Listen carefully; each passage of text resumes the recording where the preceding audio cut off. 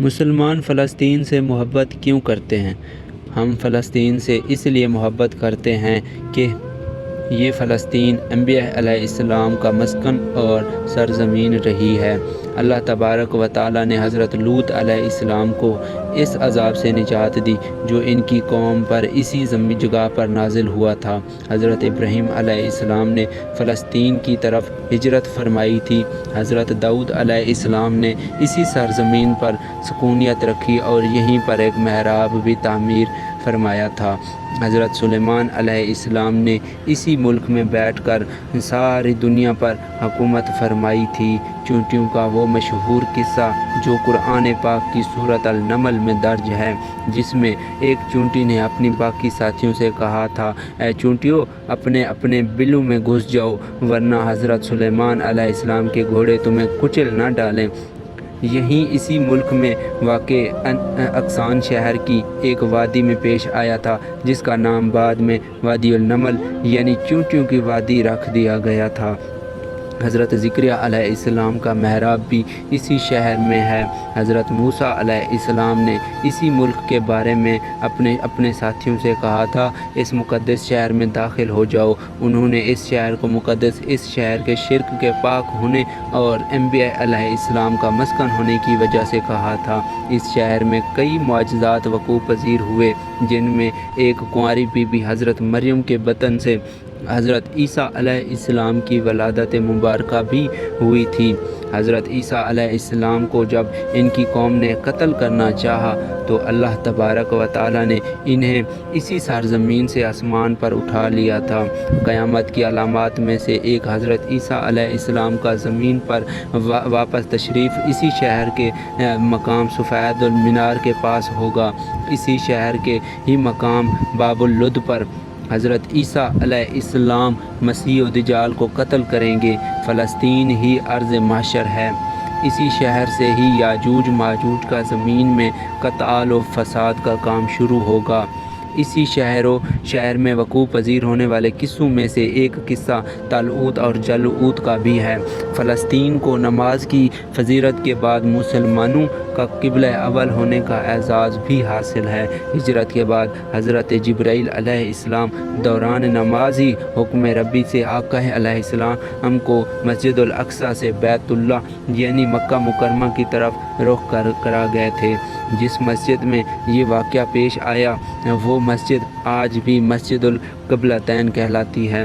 حضور اکرم صلی اللہ علیہ وآلہ وسلم معراج کی رات آسمان پر لے جانے سے پہلے مکہ مکرمہ سے یہاں بیت المقدس یعنی فلسطین لائے گئے تھے۔ سرکار دو عالم صلی اللہ علیہ وآلہ وسلم کی اقتداس میں انبیاء علیہ السلام نے یہاں نماز ادا فرمائی۔ اسی طرح فلسطین ایک بار پھر سارے انبیاء کا مسکن بن گیا۔ سیدنا ابو ذر کہتے ہیں کہ میں نے آپ صلی اللہ علیہ وآلہ وسلم سے عرض کیا کہ زمین پر سب سے پہلی مسجد کون سی بنائی گئی تھی؟ تو آپ صلی اللہ علیہ وآلہ وسلم نے یہ فرمایا مسجد الحرام یعنی قبلہ۔ اب میں نے عرض کیا پھر کون سی مسجد بنائی گئی تھی؟ آپ نے فرمایا مسجد الاقصیٰ یعنی بیت المقدس۔ میں نے پھر عرض کیا کہ ان دونوں کے درمیان کتنا فاصلہ تھا؟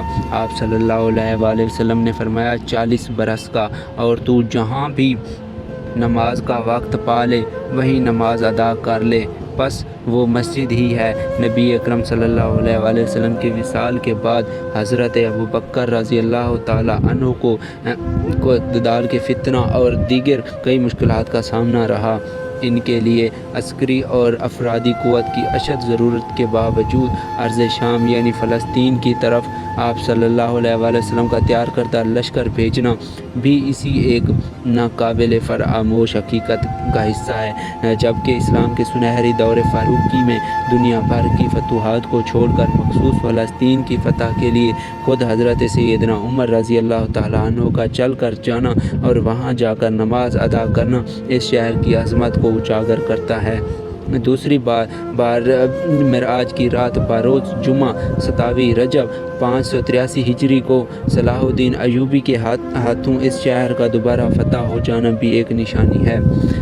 قدس बैतुल मुक़द्दस का नाम कुरान से पहले तक हुआ करता था। कुरान पाक नाजिल हुआ तो इसका नाम मस्जिदुल अक्सा रख दिया गया था। कुदस इस शहर की इस तकदीस की वजह से है जो इसे दूसरे शहरों से मुमताज़ कर देती है।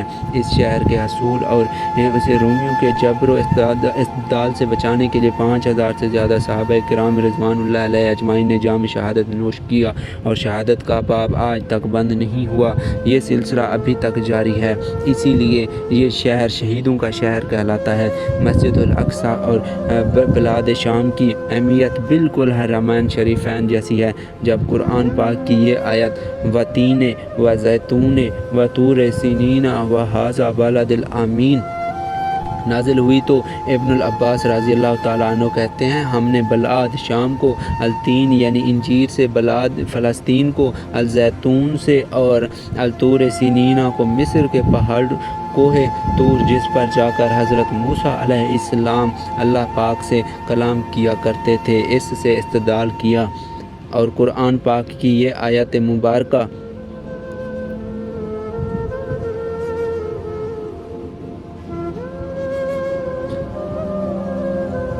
इस आयत से ये इस्तिदलाल लाया गया कि उम्मत मुहम्मद सल्लल्लाहु अलैहि वसल्लम हकीकत में इस मुक़द्दस सरज़मीन की वारिस है।